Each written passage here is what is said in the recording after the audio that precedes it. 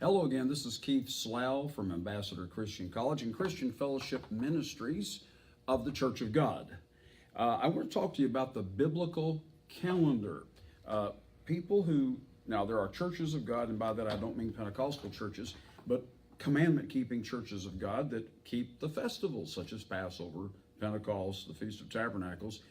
But today there is confusion about what calendar to use. Now, obviously, when God says the Passover is to be observed on the 14th of the first month, we don't go to January 14th. We'd be in wintertime if we did.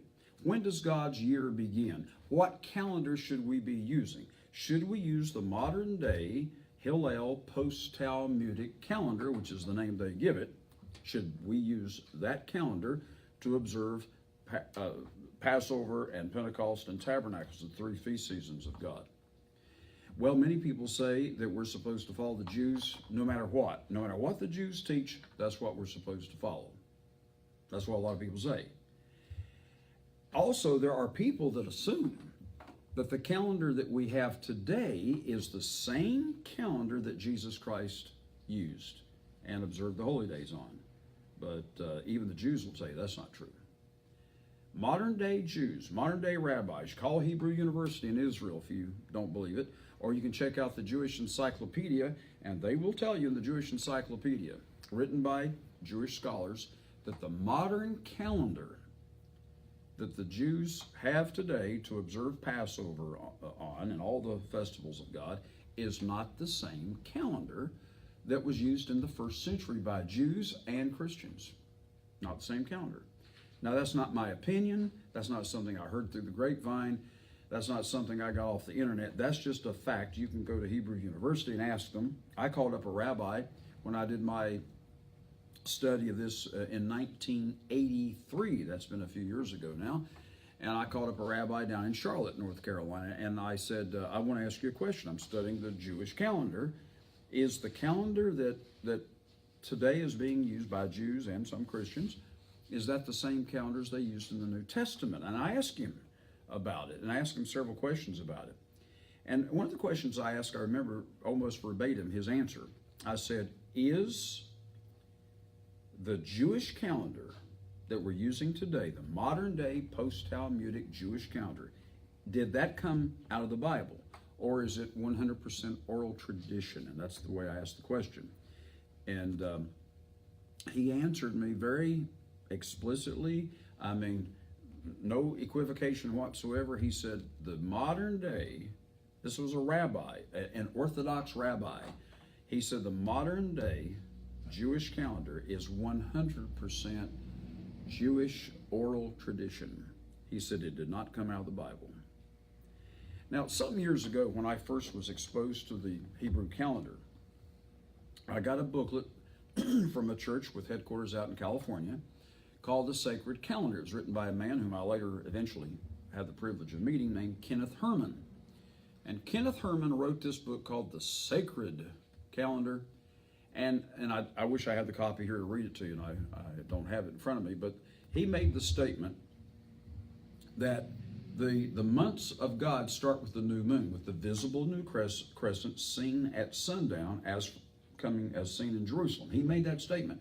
For those of you who have that booklet, and that booklet was reprinted year after year after year. I think the first one came out in the 1950s maybe.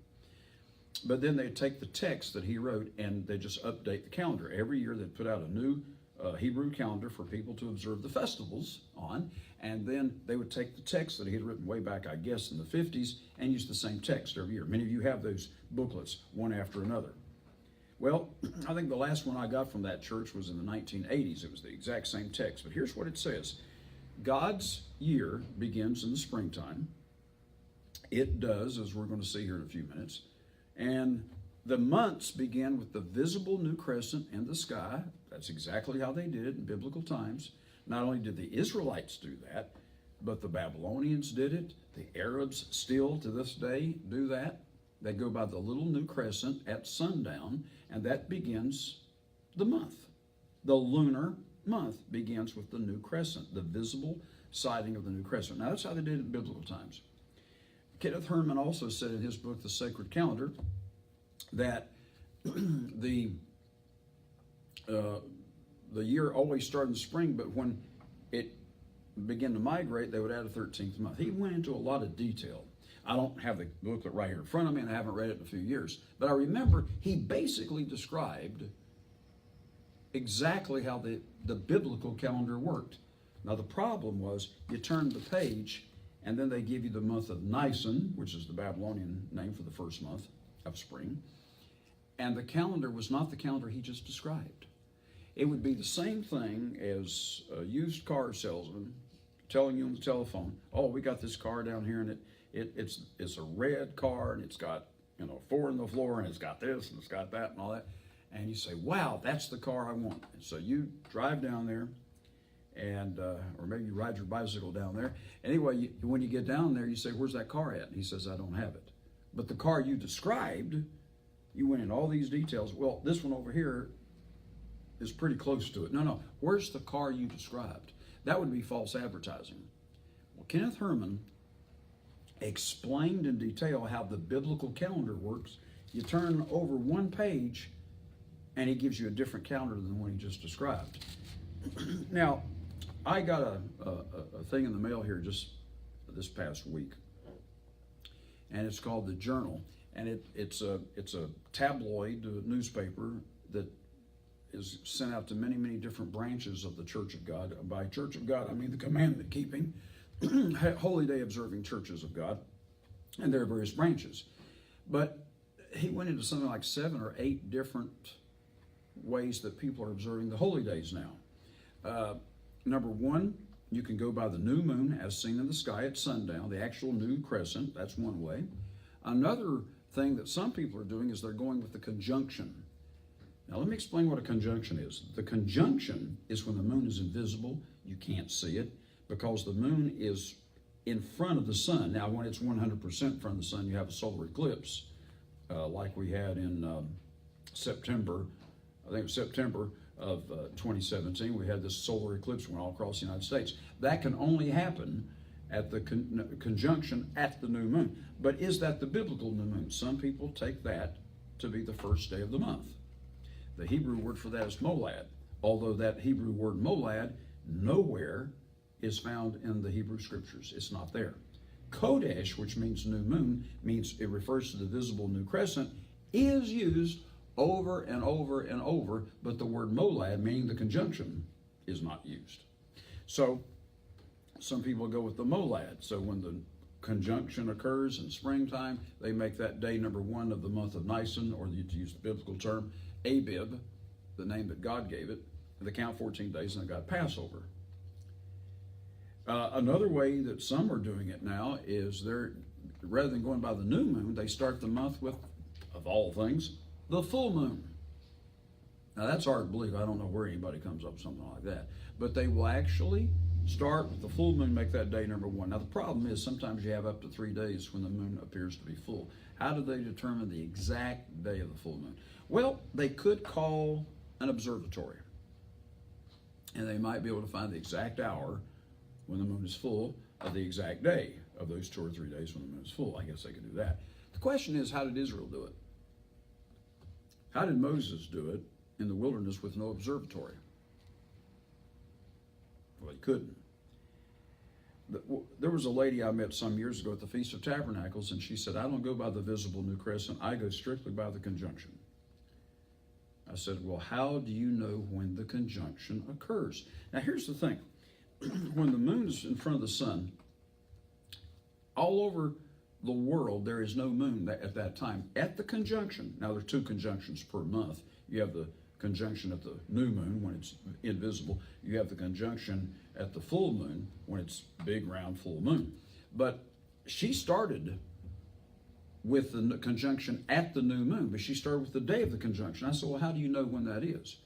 Now, it's totally invisible, not only in America, but in Russia and China, anywhere in the world. Anywhere you go, you're not going to find a moon. You go out at night, look, there's no moon, because the moon is traveling with the sun. And about 2 days later, or actually it won't be a full 2 days, it'll be about the next day after the conjunction at evening, you'll see the visible new crescent, which makes the next day the day of the new moon, if you're going by the new moon itself. But I asked this lady, how can you start the month with the conjunction? She said, Keith, it's the easiest thing in the world. She said, I get on the telephone and I call the observatory and they tell me the exact day when it is. And then my question obviously was, well, how did Moses do it without a telephone? How did Israel do it without an observatory out in the wilderness for 40 years? How did they do it once they came into the land without an observatory? You might say, well, it's very simple. You wait till the moon goes completely dark, and when there is no new moon, that must be the day of the conjunction, which means that that would be day number one of the new lunar month. That won't work. It won't work. There are at least 2 days of darkness when there's no new moon. There's no moon seen at all, and sometimes up to 3 days of darkness. Now, which one of those 2 or 3 days of darkness would be the day of the conjunction? Now, if you're going to keep Passover on the exact right day, you've got to know the exact right day to start the month. All right, you tell me. If you've got only 2 days of darkness, which one of those 2 days is the conjunction? Do you know? Now, don't say I'll call the observatory. Moses didn't have a telephone. Do you know what day the conjunction occurs? Now, don't ask me because I don't know. She didn't think, well, wait a minute, how did Moses do it? How did Israel do it? How did Jesus start the month with the conjunction? How did he know? Now, he was Jesus. He had a lot of knowledge, but did he know that? And if he did know it, why didn't he tell us in Matthew, Mark, and Luke, and John how to do it? The question is, how did they do it in biblical times? Well, they did not go by the full moon to start the month. Neither did they go by the conjunction. He said, how do you know that? You can look at a book like Webster's Rest Days, or you can go to the encyclopedia. You could call up Hebrew University in Israel, ask them. Or check any history professor who is a student of ancient history.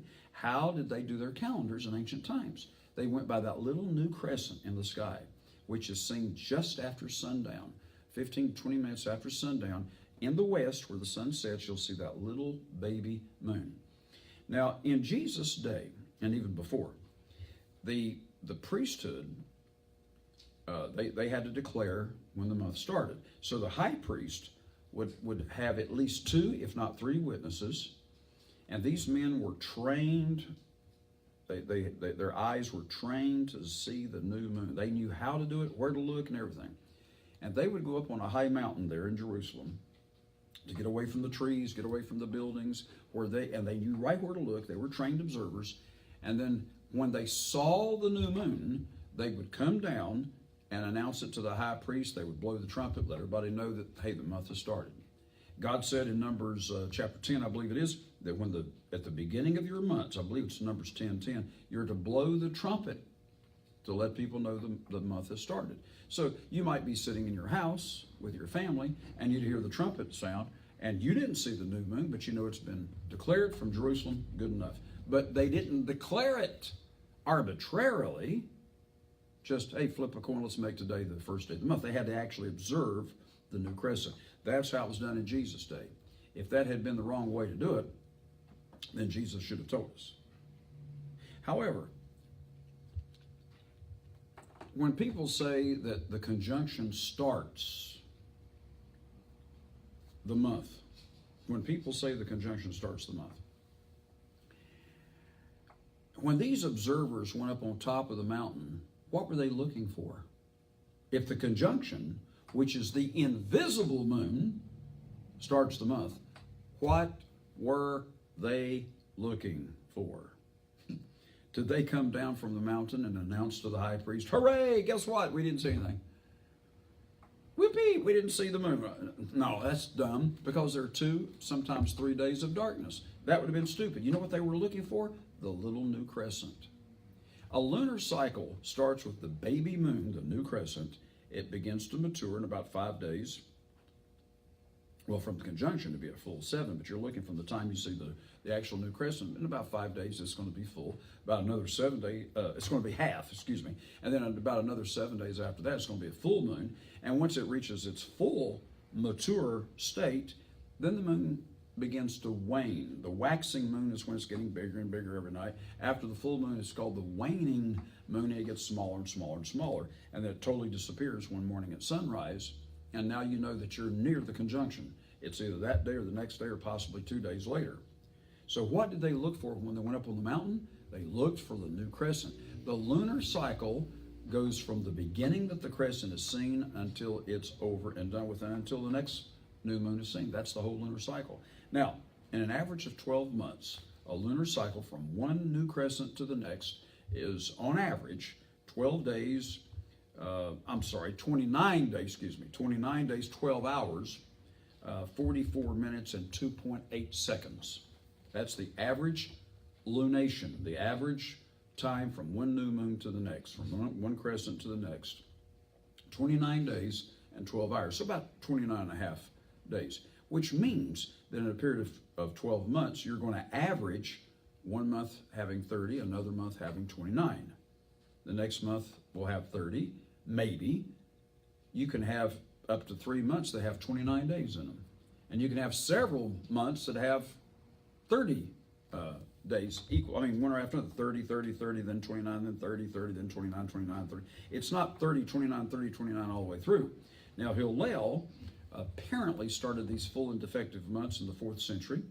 From the research I've done, they're not exactly sure when the full and defective months were brought into the modern Jewish calendar. But eventually they said, well, there are a total of 354 days in a lunar solar year, which means that you're going to average 6 months with 30 days and 6 months with 29. So let's just make up a calendar and make 1 month have 30 and 1 month have 29.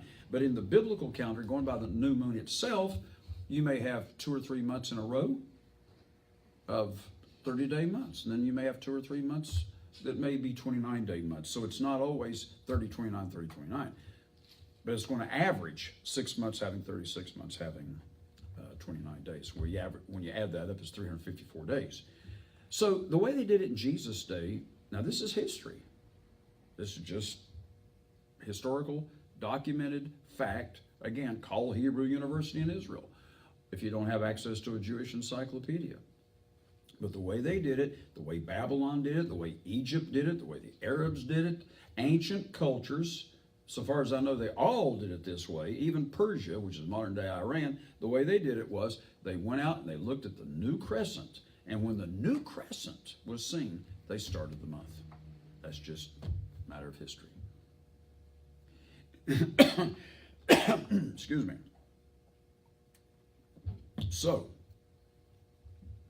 is that not the way we should keep God's holy days today, on the calendar that Jesus would have used? The calendar that God gave to Israel, the calendar that God gave to Moses? Isn't that the calendar that we ought to be using, and not some man-made calendar that we came up with?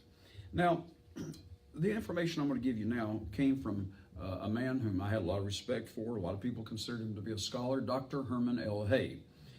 Dr. Hay had studied the Jewish calendar quite a bit. He wrote an article which came out in a magazine called The Good News about 1981. And the title of the article was The Hebrew Calendar for God's Church Today, or words to that effect.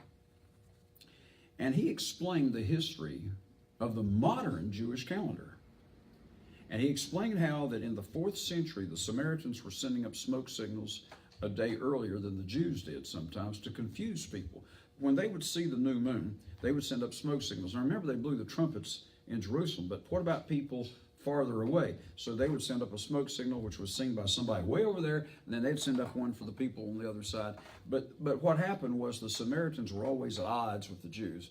So they began to confuse the matter, and it made the Jews really mad, and they were at each other's throats, and so it was messing up Pax Romana, the Roman peace. They were about to have war, so the government of Rome, the Roman Empire, went to the Jewish leader at that time, whose name was Hillel II, and they said, you've got to come up with a whole new calendar that does not depend on observing the new moon. You got to come up with a whole new calendar, because otherwise you guys are going to be fighting all the time. So, under duress, he didn't want to do it. He had to create a different calendar than the one found in Scripture. And so what he did was he knew the mathematical approximation of 354 days averaged out to 30 days and 6 months and 29. So he just set up a calendar that did not depend upon upon them seeing smoke signals or even observing the new moon. Now that was called the Talmudic calendar. It replaced the calendar found in the Bible. And that went on for some years, and then over the centuries, additional rabbis added more things to the Hillel calendar with various addenda and embellishments until they finally got it the way they wanted it in around AD 800. Around 800, they finalized the Jewish calendar. That is now called the post-Talmudic calendar, and that's the one that Jewish people use today. And so many churches of God that follow the holy days use that calendar. Most of them do. But there are questions about, well, how should we do it? Now, should we use the modern day post-Talmudic calendar? Some people say, well, Romans 3 says that God gave the oracles to the Jews, so whatever the Jews tell us, that's what we're supposed to do. Oracles does not mean oral tradition. Look it up in Greek. I read Greek. The word there is the same word that refers to the written words of God from Genesis to Malachi. If it had referred to oral traditions, the Greek word would have probably been rhema, which means the spoken word. But logos means the written word. And here's plural, logon, I believe, if I'm pronouncing it correctly. And it means the words of God, the written words of God. Well, now, what written words do the Jews preserve? Genesis through Malachi. And so those scriptures, those words of God, are what the Jews have preserved for us today. The oral traditions, well, I wouldn't put too much stock in that, because in Mark chapter 7, verses 7 through 9 and verse 13, Jesus Christ told the Jews, you have laid aside God's commandment in order to hold to your own tradition. Folks, they've done the same thing with the Jewish calendar. They got rid of the biblical calendar and substituted their own. Now, it wasn't all their fault. The Roman government pressured Hillel to create a whole new calendar, and in that day and time they would have killed you if you didn't. And so this was around the middle of the 4th century, around 358 to 359 AD. He created a whole new calendar called the Talmudic calendar. Later on they changed it, made some modifications. It evolved, it developed. Now they call it the post-Talmudic calendar. Now, if you have access to the Jewish Encyclopedia and look up the word calendar, you're going to find that according to Jewish scholars, the Jews have had 3 calendars in their long history from the time they came out of Egypt until today. 3 different calendars. Which one of those 3 calendars should we keep the holy days on? Well, I'm going to give you the names of those 3 calendars according to this most reputable scholarly source, the Jewish Encyclopedia. I'm going to start with number 3. The 3rd calendar, that's the modern calendar, is the Hillel post-Talmudic calendar, which is totally man-made and uninspired by the Jews' own acknowledgement and admission. That's number 3. Should we keep the holy days on that calendar? What's the one before that? They called it the Talmudic calendar, or the Hillel calendar. Should we keep the holy days on that calendar? Now, the first calendar, number 1 in the Jewish Encyclopedia. Now, I know these are strange names. I didn't come up with these names. These are names that the Jews themselves came up with. Talmudic, post-Talmudic. Now, this first calendar, the Jews come up with a really strange name for it. It's called the biblical calendar. Why would they call that calendar the biblical calendar? Because it's the calendar found in the Bible. Now, I do this with my students when I teach the Hebrew calendar, and I teach it in the doctoral class. We have 4 different degrees offered at Ambassador Christian College, and I teach one on the Hebrew calendar, and I do it in the doctoral class. And I put these 3 names on the board, on the dry erase board behind me, and I just say, now if I have you to tell me, when I write these on the board, to tell me which one of those calendars we should observe God's holy days on, if you have 5 seconds that you had to guess with no information except for the names themselves, which calendar do you think we should do God's holy days on? Every one of them, 100% of them, if they have to make a decision just like that, will pick number one, the biblical calendar. But listen, the biblical calendar is different than the Talmudic, and the Talmudic is different than the post-Talmudic. They're three different calendars. The first one is truly the sacred calendar because it comes out of the Bible.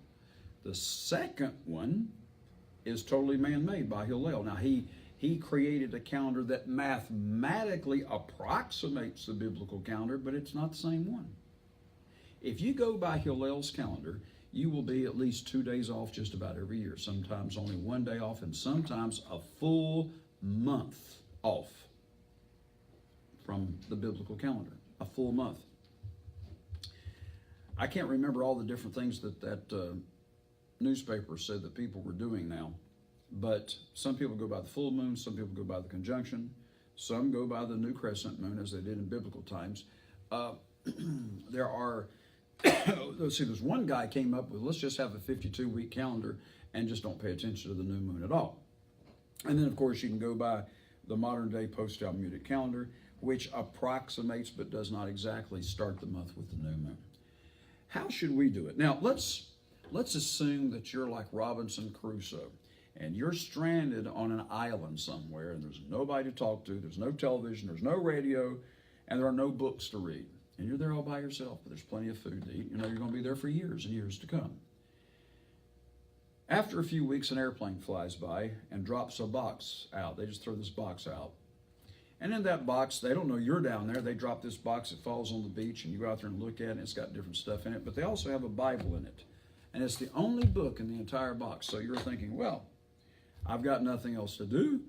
I don't have anything else to read. No TV, no radio, nothing. So I'll just sit here and read this book for entertainment.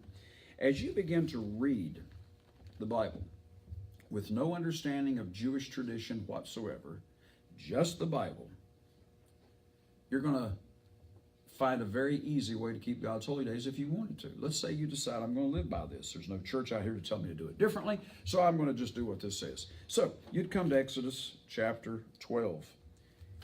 Verse 1, the Lord spoke to Moses and Aaron in the land of Egypt, saying, this month shall be to you the beginning of months. This month, shall be the first month of the year to you.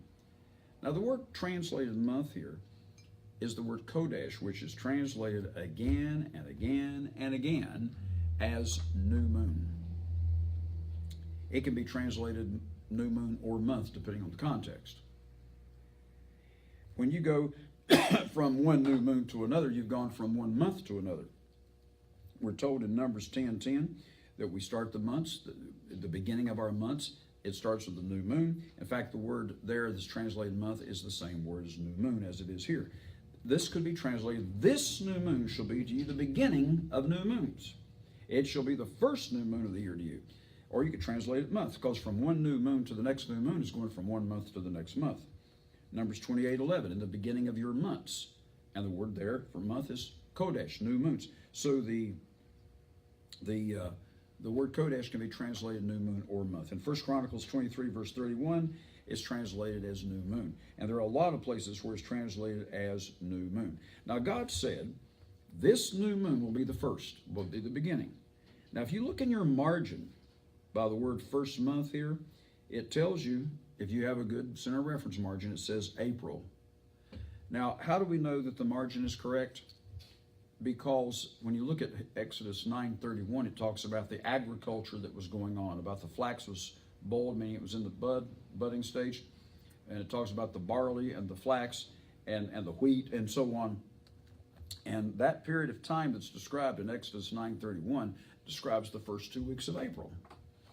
Certainly not September, but it'd be April. Now, verse 3, speak to all the congregation of Israel and say, in the 10th day of this month, the month that God calls Abib, they're to take a lamb, bring it to their house. And then verse 6, in the 14th day of this month, you're to kill that lamb. Now, we're not killing the lamb because there's no temple today. But how do you know how to keep this if you don't know when the first day is? Verse 14, you're to keep this lamb. It says you're to keep the feast by an ordinance forever. Verse 15, 7 days you're to eat unleavened bread, and so on. But how do you know when to start that? Well, you have to know when the new moon is. Now, if you think that the modern Jewish calendar is the same as the biblical calendar, let me ask you this question. Because I was a teenager when I first got that booklet, The Sacred Calendar, written by Kenneth Herman. I noticed the names of the months: Nisan, Iyar, Sivan, Tammuz, Ab, Elul. Wait a minute, Tammuz? Tammuz is the name of the fourth month, counting from spring. And I wondered, why would God's sacred months be named after pagan gods?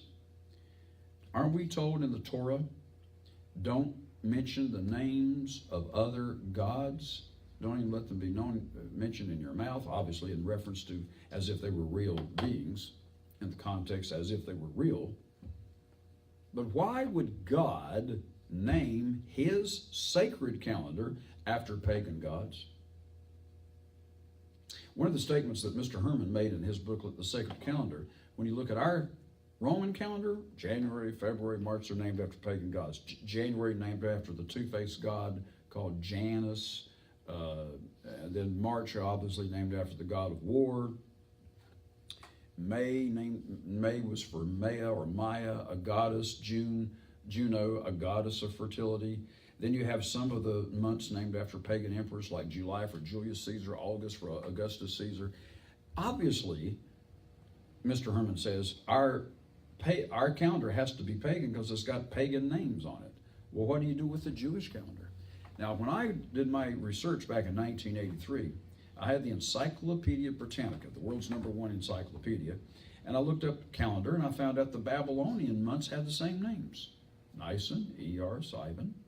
The only difference was in the spelling. They had a little letter U after each one: Nisan U, Sivan U, or Iyar U, Sivan U, and so on. But the months on the Jewish calendar are exactly the same as those on the Babylonian Jewish are identical. So that's why after they came out of Babylon, they stopped calling the first month Abib. They started calling it Nisan, because that was the Babylonian name for the first spring month. When I was in high school and I was studying the calendar, I met a young Jewish boy. His last name was Cohen. I still remember very well. He had a little thing he wore around his neck, a little something on it. He said, I can only take this out on the Day of Atonement, or on Yom Kippur. And so he grew up in the synagogue. I guess he attended the synagogue in a regular way. And so I said to him, I've been studying your calendar, which I thought I had. I've been reading the Bible, and I found out that unlike our calendar that starts in January, your calendar starts in the springtime. He looked at me and said, no, it doesn't. I said, well, yeah, it does. Your calendar, the Jewish calendar, starts in springtime. He said, no, it doesn't. He said, it starts in the autumn. Boy, I was confused. I said, now, wait a minute. How can your calendar start in the autumn when the Bible says in Exodus 12 that it starts in the springtime? He said, his exact words, this is verbatim quotation. He said, I don't care what the Bible says, the Jewish calendar starts in the autumn. Now, that should have told me, and should tell every one of you, that the modern day Jewish calendar and the biblical calendar are two different calendars. The Jewish calendar starts in the autumn. It has pagan names for its months. It was invented by Hillel in the 4th century, in the mid-4th century, later embellished by other rabbis. It is not the biblical calendar. Which calendar should we be keeping God's holy days on? Think about it. Now you may say, well, God gave the oracles to the Jews, so we're supposed to do everything they say. No, that word oracle refers to the written words. We're to do what the written words are. Jews preserve the Old Testament to this day. But Jesus said in Matthew 23, verse 1, he said, the Pharisees sit in Moses' seat. Now, you do what they tell you to do, because they were teaching to obey the Torah. He said, but don't follow their example. Don't do after their ways. Don't do what they do. Do what they teach, but don't do what they do, because they say one thing and do not. So when they sat in Moses' seat, they said, we need to obey the law of Moses. But then they turned around and did something else. Should we follow the modern day Pharisees? I know a gentleman, he's an Israeli, he's not a Christian, he's Jewish, lives in Israel, and he made the statement. I've talked to him on a number of occasions, had some private meetings with him, and he said that his father was an Orthodox Jewish rabbi. Orthodox, not Reformed, but real the strictest of the Jewish religion, of Judaism. The Orthodox Judaism is the strictest, and his dad was a rabbi of the Orthodox Jewish religion. He said, did you ever wonder what happened to the Pharisees in the Bible? Because they had Pharisees. This is what happened to them. They became modern day Orthodox rabbis. He said, so modern rabbis today are the modern day Pharisees. Now, Jesus said, don't follow them. And yet that's what you're doing if you're keeping the holy days by the modern calendar. So how was it done in biblical times? It's very simple.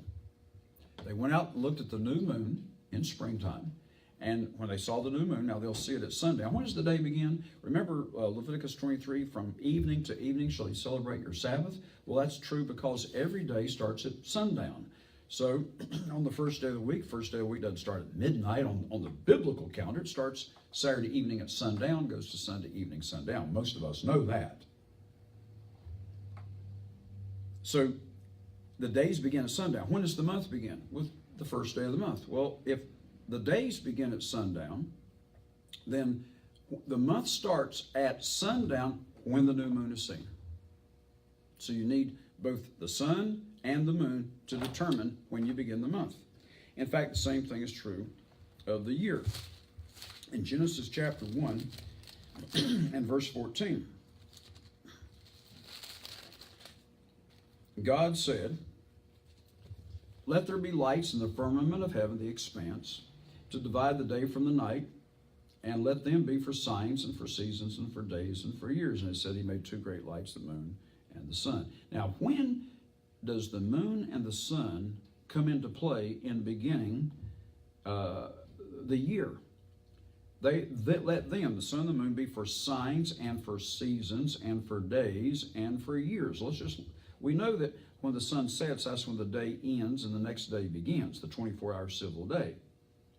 The equinoxes, the tilt of the earth to the sun, the equinoxes and solstices determine the 4 seasons.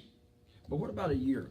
The year is determined when the sun is in the what the Hebrews call the Tekufa. Now, we have 4 words in English for the beginning of the season. 2 equinoxes. I say 4 words. We got 2 words, but we have 2 different equinoxes, autumn and spring. We have 2 different solstices, winter and summer. So we have the vernal equinox in spring, then we have the summer solstice, and we have the autumn equinox, and then we have the winter solstice. But the Jews have 1 word for the beginning of each month. They call it the Tekufa. That's the Hebrew word. Now, where did I learn that from? Arthur Spear, who wrote the Comprehensive Hebrew Calendar. You can find it in a public library like I did. Read the introduction. He'll explain to you that Tekufa simply means the equinox or the solstice, depending on which one you're looking at. The vernal equinox is the equinox in spring, and the year began when the earth was at the Tekufa, when it's tilted a certain way, when it's exactly, I don't want to get into too much math here, but when the earth is actually, when the sun is exactly on the equator. Now in winter time, the sun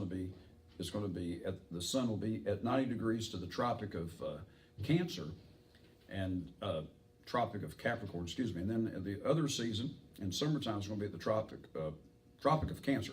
Anyway, Tropic of Cancer and Tropic of Capricorn is the solstices. When the sun is at 90 degrees to the equator, that's both the vernal equinox and the autumn equinox. So when the earth is tilted in a certain way and the sun is directly on the equator, then that's when you have the first day of spring, if it's in springtime.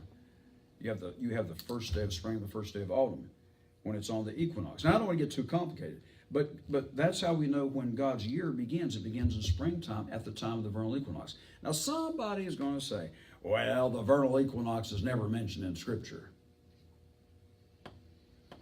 No, you won't find that term in the King James Bible. But the word Tekufa is used. It's definitely used. Let's see here. Now listen to this. Exodus 34. Verse 18, the Feast of Unleavened Bread you shall keep. Verse 22, and you shall observe the Feast of Weeks. That's Pentecost. The first fruits of wheat harvest, and the Feast of Ingathering at the year's end. That'd be the time of the Feast of Tabernacles. At the year's end. In Hebrew, that's the word Tekufah. Now, for those of you who observe these festivals, you know that the Feast of Tabernacles is in the 7th month on God's biblical calendar. If that is at the Tekufah, and it is, it's in autumn, the Feast of Tabernacles occurs at around the time of the autumn equinox. Now, if that's in the 7th month, do the math. Count backwards. 6, 5, 4, 3, 2, 1. 6 months earlier, the month of Abib also begins at the time of the vernal equinox.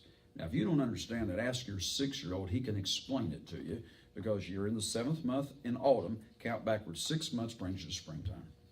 And since it mentions the Tekufah here in Hebrew, the autumn Tekufah happens 6 months later around the time of the beginning of the 7th month. So you count backwards 6 months, and you come to Abib.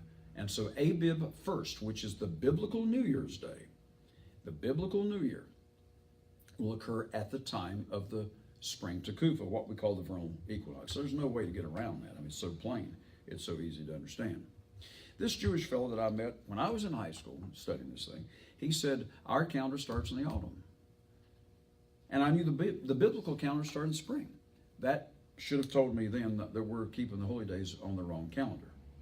Well, a few years later, I went to our church college there in East Texas, and I talked to a man there who was training to be a rabbi in the Orthodox Jewish religion. He learned about Jesus from apparently the 70 Weeks Prophecy, and came into our Church of God, which had a worldwide membership. And I'm not mentioning the name of the church, but anyway, we had churches all over the world, and we were keeping God's festivals. And he told me, because I asked him, I mean, I was 21 when I went to college.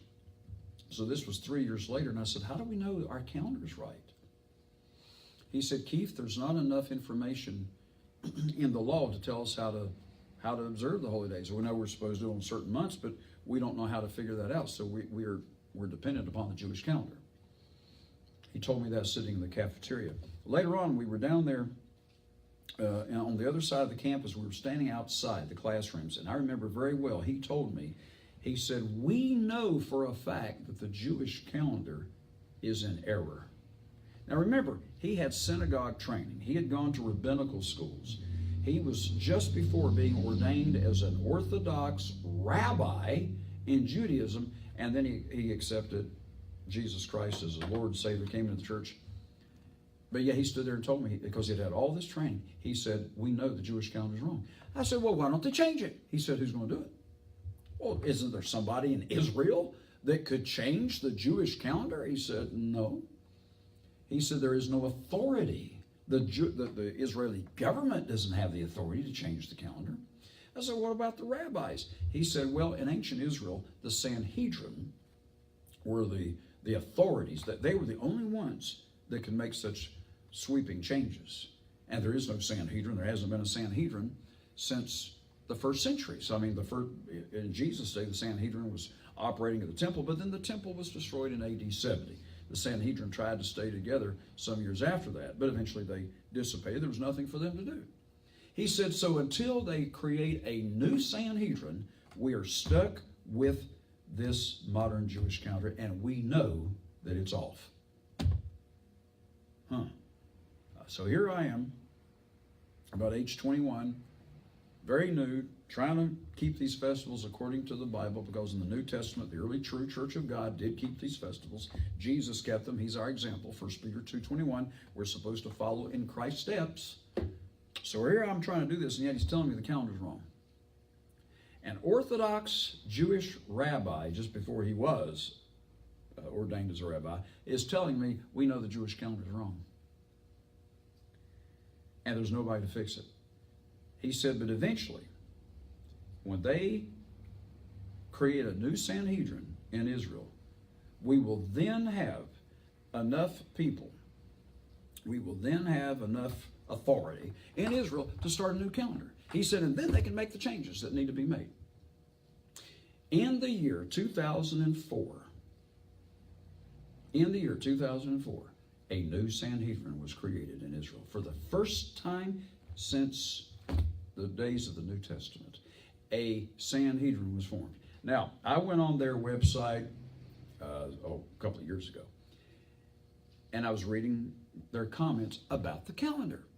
They acknowledged that the modern Jewish calendar is in error. And here's what they said. They made this statement. They said, we know it's in error, but we're not going to change it until we rebuild the temple. And they're planning to do that.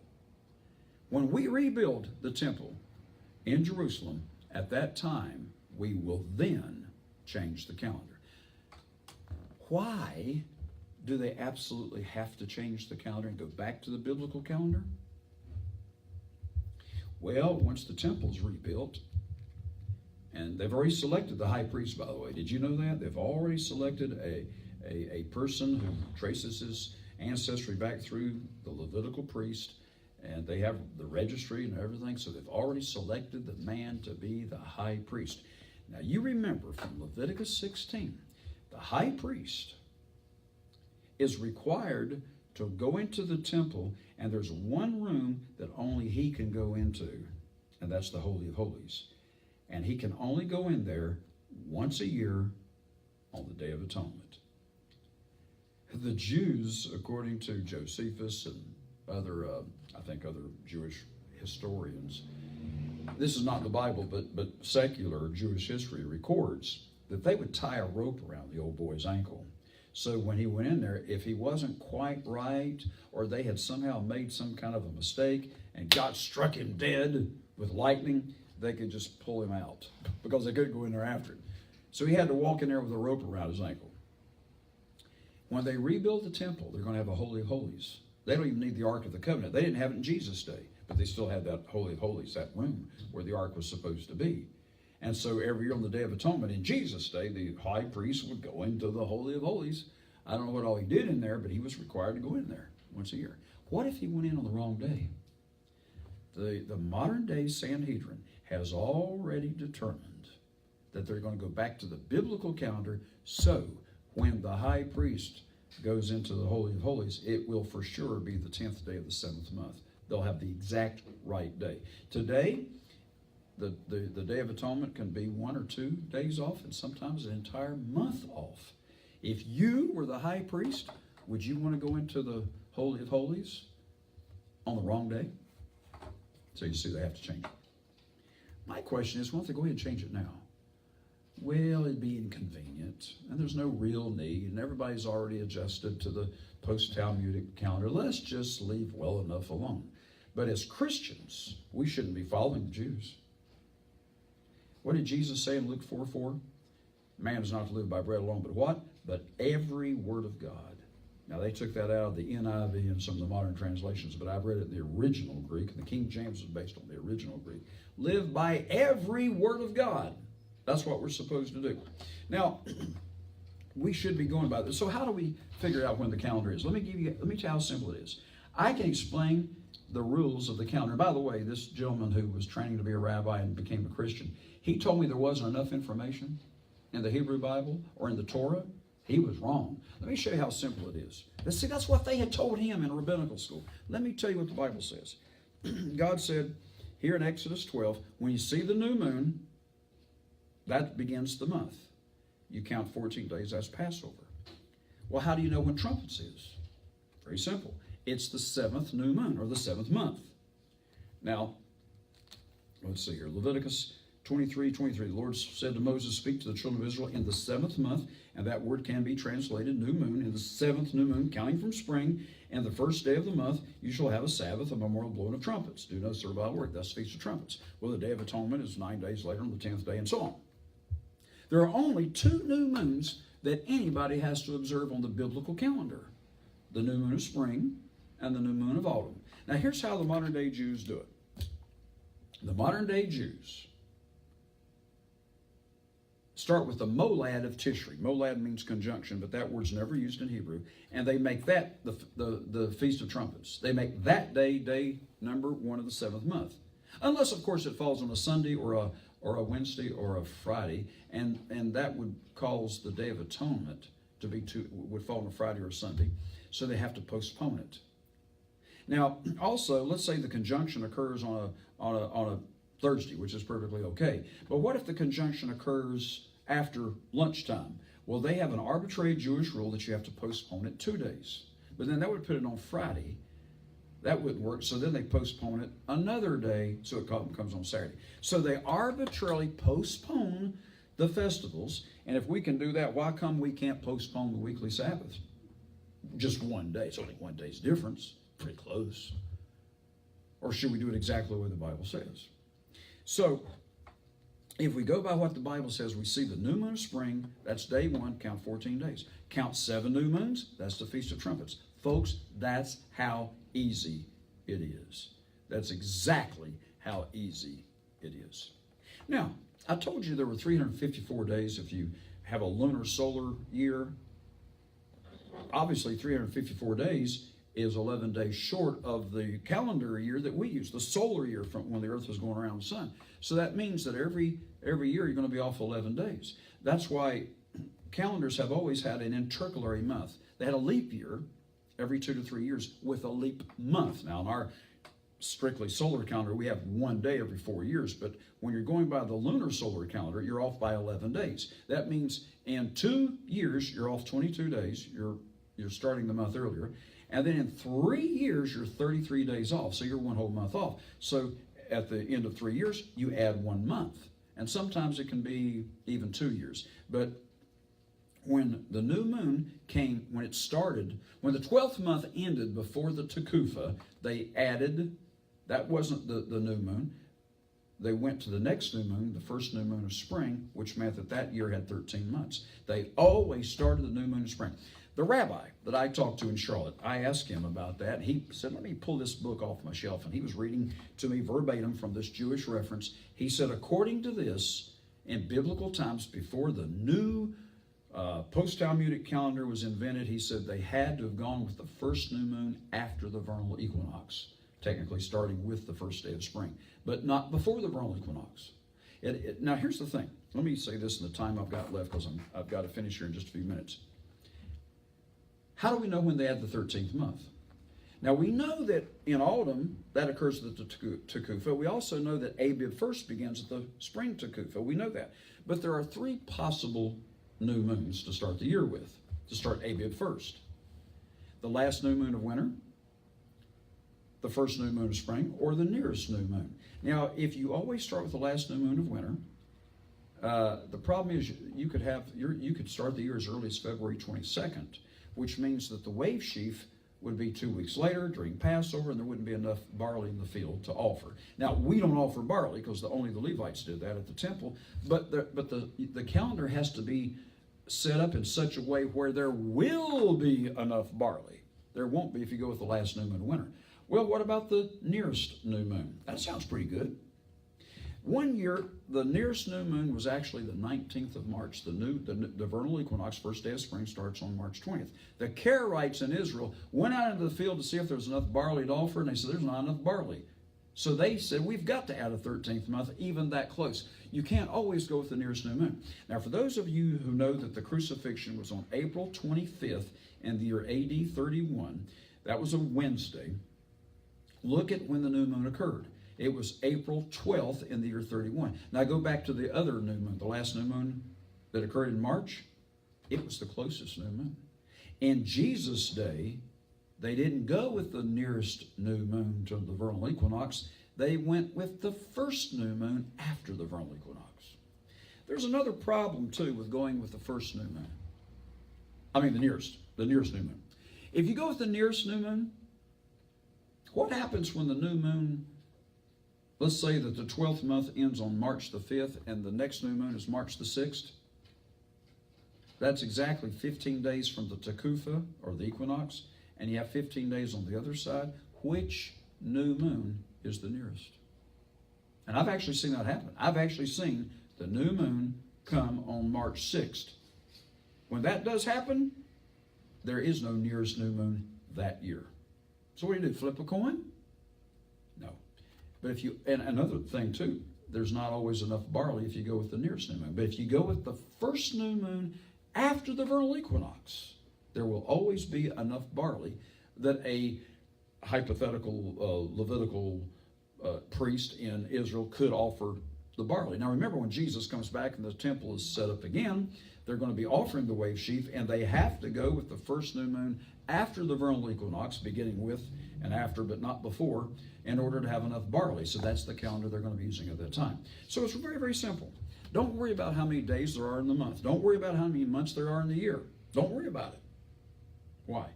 Because as long as you start the year with the first visible new crescent in springtime, if you always do that, some years you'll have to add a 13th month. A lot of years you don't. But what I'm saying is, in a period of 19 years in a Metonic cycle, there will be 7 leap years in a period of 19 years. 7. Not always the same 7. It differs from year to year. And so there will be a few years where after 2 years you have to add a 13th month. But just remember, don't worry about that. Just go with the first new moon of spring. You count 14 days, there's Passover. That is how simple it really is. So when we observe the Feast of Trumpets this year and every year, we're looking at the 7th new moon, the visible new crescent, counting from this past spring. That's how we know when to keep the Feast of Trumpets. And of course, the Day of Atonement is on the 10th day. The Feast of Tabernacles is on the 15th day. How do we know when to keep Passover? We go to the Tekufah, the vernal equinox, and then the next new moon that falls after March 20th, and sometimes it can even fall on March 20th, which is very rare. But the first new moon after spring begins, that's Abib the 1st. That's New Year's Day. 14 days later, you got Passover. Folks, it is so simple that a 6-year-old child could figure it out. Now, if you go with the post-Talmudic calendar, there are so many postponement rules. There are so many delays and all these rules that they have got that even a rabbi probably cannot off the top of his head tell you how to figure it out. He'd have to go get a book off the shelf and read it to you. But if all you do is go by the Bible, it's real simple. I've got about 2 minutes left. Let me mention Deuteronomy 16:1. The King James says, observe the month of Abib. The word there is Kodesh, meaning new moon. And it says, observe the month of Abib. Well, we don't observe a month. We observe the new moon. You know, oh, look, there's a month. No, it means that you're looking at a new moon. Observe the new moon of Abib and keep the Passover unto the Lord. So you don't keep the Passover on the new moon. So why do you observe the new moon and keep the Passover? Because God doesn't want you just to use an arbitrary mathematical calculation. God wants you to look at the new moon, the little visible new moon, so you'll know how to count 14 days. And if you have problems with that, you can take your shoes off. You know, 14 is not hard to figure out. So you count 14 days and you keep Passover. So observe the new moon. You don't go by the Molad Tishri as the Hillel post-Talmudic calendar does. You don't do that. You go with the new crescent in springtime. And here it says, observe the new moon of Abib. Don't observe the Molad Tishri, which is the conjunction of the autumn, how they figure out which new moon. I guess they use with the nearest new moon to the conjunction, the nearest. They don't even go by the new moon. They go by the conjunction. I guess they go with the nearest conjunction to the autumn equinox. I don't know exactly how to do it. But if we do it what God says, we do it exactly the way God says, we observe the new moon of Abib in springtime. Now, one final thing. Does there have to be barley in Israel to start the calendar? What about in a time of famine or drought? Remember, Elijah had a 3-year famine? There was no barley. What about Moses in the wilderness? For 40 years, there was no barley. So how did they know when to start the year? They didn't go out and look at the barley like the modern-day Karaites do in Israel. They looked at the new moon. What about Noah when he was on the ark for over a year? How did he know when to start the new year? Because the flood ended. Remember, he got off the ark, what was it, in the second month? So how did he know when the first month started? He couldn't examine the barley. He went by the new moon. So Abib means green ears, referring to the green ears of barley, but it will approximate. In other words, God's year should start when the barley normally would be in the field, but it doesn't have to be in the field to start the year. Moses for 40 years never saw an ounce of barley. All he saw was manna, but they still knew when to start the year, and that's how they knew they'd been out there for 40 years. Now, if you have any further questions, you can give me a call. Let me give you my telephone number. It's 704-938-6415. If you have any questions, you can call me, or if you prefer to write, you can go to our you could contact our website address at ambassadorchristiancollege.us. I think you might be able to leave questions there. I'm not sure. You can contact me personally at Ambassador College, and you leave off the final E off the word college because of the AOL restrictions. Anyway, it's Ambassador College without the final E at AOL.com, and you can write me over there and ask me any questions you have about the biblical calendar. So when we observe the holy days this year and every year, we're going to do it by the biblical calendar.